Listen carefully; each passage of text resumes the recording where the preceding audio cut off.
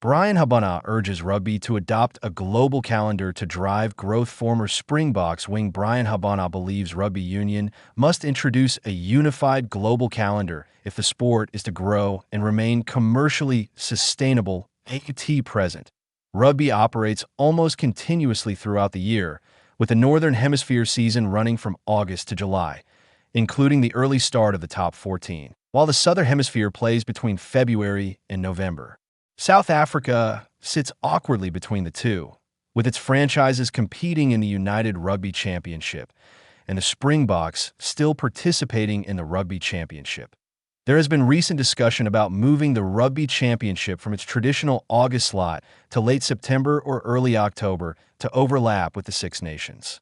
That proposal has been shelved for now, but Habana believes the lack of alignment between hemispheres is holding the sport back.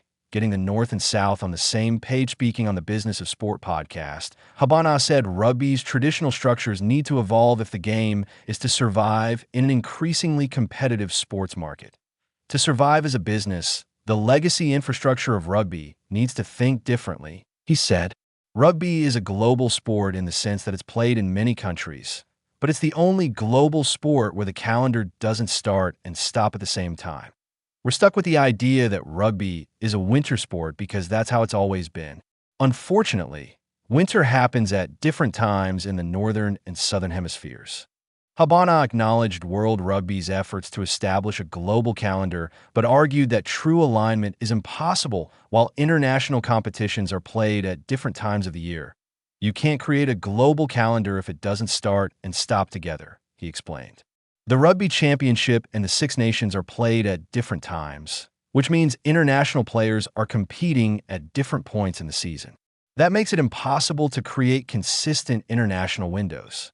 Rethinking international windows. Habana also floated the idea of switching the traditional July and November international windows, with mid-year tests hosted in the Northern Hemisphere and end-of-year internationals played in the South.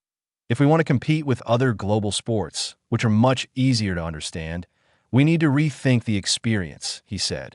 Rugby is an incredibly complex game, and if you're sitting freezing at Twickenham in November, that's not an attractive proposition for families. Imagine watching rugby in Cape Town at this time of year in 30-degree heat, or watching matches in the Northern Hemisphere in June. Sunshine, kids enjoying the atmosphere, people spending time around the stadium. That's how you grow the game. According to Habana, rugby's reluctance to move away from tradition is holding it back. We're trapped in a legacy mindset, he said.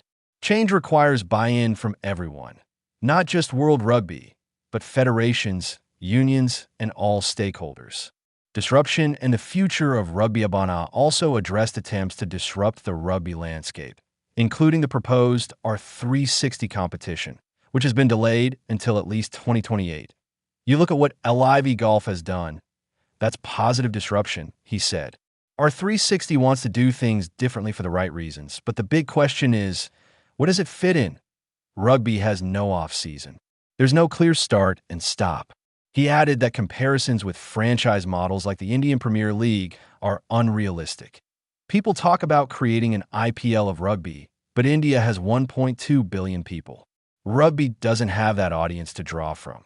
The real challenge is how we stop losing the average rugby fan, and how we make the game easier to follow for people who look at it and think it's physically brutal and incredibly hard to understand.